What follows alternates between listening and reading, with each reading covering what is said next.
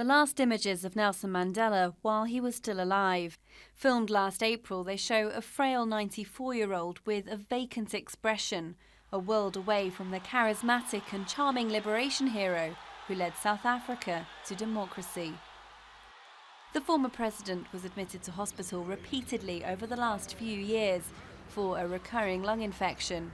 As his hospital visits became more frequent, South Africans began to accept that the end was near for their beloved Tata Madiba. But they still continue to pray for him. An icon of the anti-apartheid struggle and the reconciliation of a country, Mandela was revered around the globe, yet always remained modest.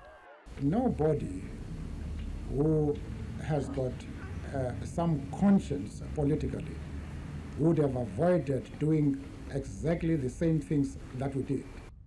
Mandela was born in the rural Transkei in 1918, but ran away as a young man to train as a lawyer in Johannesburg.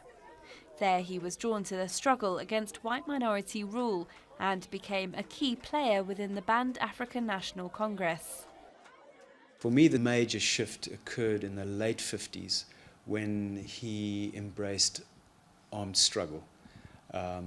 Rather than non-violent, well, it's not either or, but accepting that violence would have to be part of the broader resistance to the apartheid system.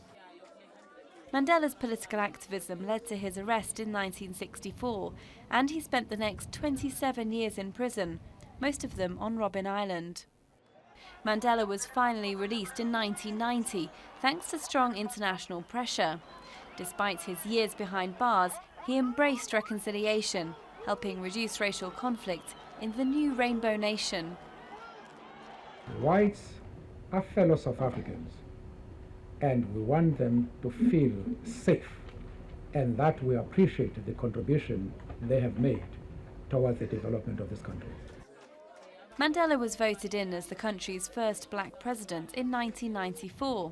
During his term in office and in the years that followed, Mandela's reach extended beyond South Africa, becoming an unparalleled roving statesman. I'm happy that your smile is better than mine.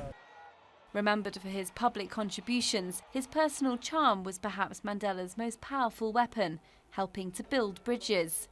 With his death, the world loses one of its greatest statesmen.